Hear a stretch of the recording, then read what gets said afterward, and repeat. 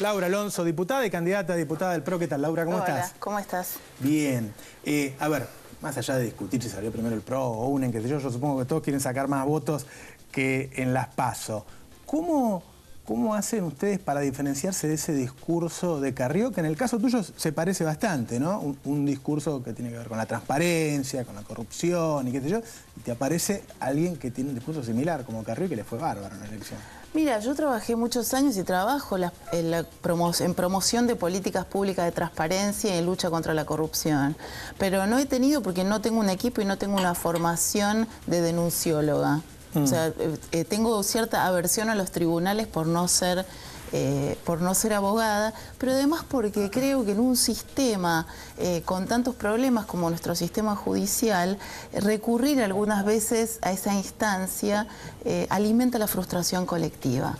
¿Y a qué me refiero? Si nosotros hacemos un análisis en materia de lucha contra la corrupción e investigaciones judiciales en los años del menemismo, hemos visto ¿cuántos condenados? María Julia Alzogaray, recientemente creo que Carlos Menem, pero la verdad es que ha sido bastante frustrante y sabemos que hay muchos funcionarios de segundas y terceras líneas que estuvieron involucrados en corrupción en esos años que no fueron condenados por la justicia. Y creo que esto de alguna manera contribuye a la frustración colectiva. Y me parece que más que de la denuncia, que respeto a todos aquellos que lo hacen porque me parece que es importante, tanto periodistas como otros políticos, tenemos que trabajar en la agenda del rediseño institucional para promover la transparencia, o sea, prevenir la corrupción. ¿Cómo te van a dar con eso? El mejor antídoto para la corrupción es la transparencia. Igual es duro, estoy de acuerdo. Estoy de acuerdo con vos que realmente no ha habido resultados. Para decir no denuncio más porque no hay resultados, también es jodido. No. Yo creo que los que tienen el perfil, la vocación y la formación para denunciar tienen que hacerlo. Yo no lo tengo, pero sí tengo, creo que otras cualidades o capacidades sobre las cuales he trabajado estos años, que es en el diseño de políticas públicas para promover la transparencia. Por ejemplo, la ley de acceso a la información pública, por ejemplo, el juicio por jurados en casos de corrupción, la imprescriptibilidad de los delitos de corrupción, todos los mecanismos de procesos de selección rediseñados para la elección la selección, por ejemplo, del titular de la AFIP, del Procurador General de la Nación. Hay una cantidad de propuestas que nosotros hemos ido presentando y por eso me llama la atención cuando aparecen estas agendas anticorrupción, cuando en realidad hay, te diría que, si me pongo así grosso modo, 200 proyectos de ley descansando en los cajones del Congreso. O sea, la agenda está escrita. Por ejemplo, la protección de los testigos y denunciantes de corrupción, la discusión de una ley de colaboradores eficaces. O sea, ¿qué beneficios podés otorgarle o incentivo a una garganta para que hable y denuncie la corrupción? Entonces, me parece que tenemos que pasar a esa agenda, que es la agenda que puede no garantizarnos una frustración colectiva más en el futuro. Hoy es difícil imaginar que si hay sospechas y hay denuncias concretas de corrupción puede haber condena, porque este es el mismo sistema que no condenó al menemismo. Entonces me parece que... Pero hay una Corte Suprema muy distinta a la menemista, ¿no? Pero para que un juicio llegue a la Corte Suprema, ¿sabes todo lo que tiene que pasar? No llegan todos los juicios, no todos los casos que llegan a la Corte los resuelve la Corte y no conozco que la Corte tenga ningún expediente en estudio vinculado a corrupción. Entonces me parece que es importante que nos hagamos un planteo en materia de propuesta de política pública. Yo celebro que los partidos de oposición también estén trabajando en estas propuestas y ojalá se pueda avanzar en una agenda para no volver a frustrarnos. Y con lo que ha sucedido, me parece que es importante poner la lupa sobre el Ministerio Público, los fiscales y también sobre los jueces, para que sientan la presión de la ciudadanía respecto del interés colectivo en que se investigue y se sancione la corrupción. Ahí iba. ¿Hay un interés colectivo? ¿La gente vota por honestidad?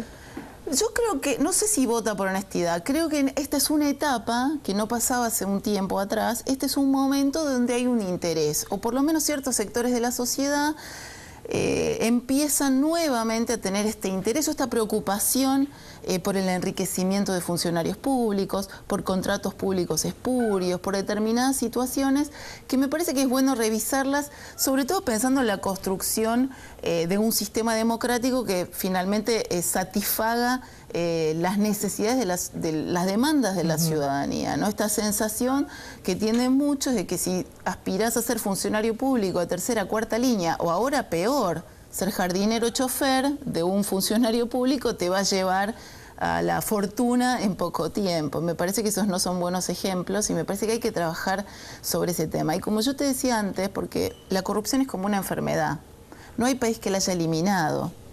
Vos podés reducirla. Están apareciendo casos en España, por Italia, supuesto, porque donde hay dinero y hay intereses probablemente haya corrupción. Pero ¿por qué hay países que tienen más control y otros países que tienen menos? Porque hay instituciones diseñadas para hacer difícil la corrupción. Esto lo explica muy bien en un antiguo libro, Moreno Campo, un libro que se llama En Defensa Propia. Y fíjate, él tiene una frase ahí que dice: confiar en el Poder Judicial en un estado de hipercorrupción es una llovizna en el desierto. Y por eso el trabajo que hay que hacer es mucho más profundo. Hay que revisar qué pasa con nuestros organismos de control, si este diseño funciona o hay que pensar en otro diseño. ¿Qué pasa con los entes reguladores de servicios? Los entes están todos intervenidos. Entonces, ¿qué pasaría si el ente... cada gobierno que viene agarra los entes de control y pone, no sé, a la cuñada, al tío, qué sé yo, y se acabaron las órdenes de control. Pero, ¿te acordás del fiscal Molina? Yo no sé si... Pero pasó un año y medio de 11.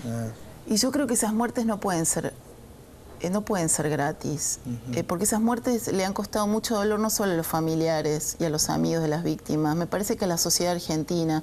Entonces, sin echarle culpas a nadie, y en todo caso lo definirá la justicia, es importante esta agenda institucional.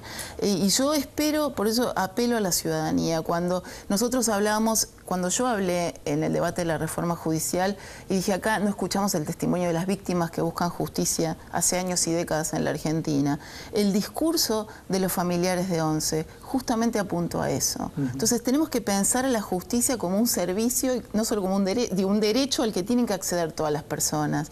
Y acá la verdad es que es muy difícil el acceso a la justicia si no tenés plata, si no tenés conexiones, si no sabés cómo manejarte en el sistema. Entonces me parece que son discusiones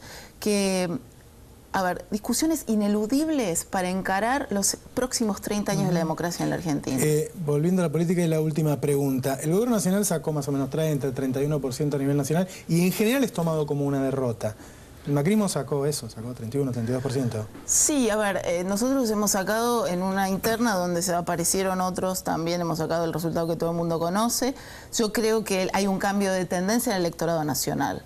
No creo que haya un cambio de tendencia en el electorado porteño y me parece que vamos a revalidar nuestro crédito con los porteños. El PRO lo va a revalidar en octubre en las urnas. Sí me parece que sería necio negar la realidad.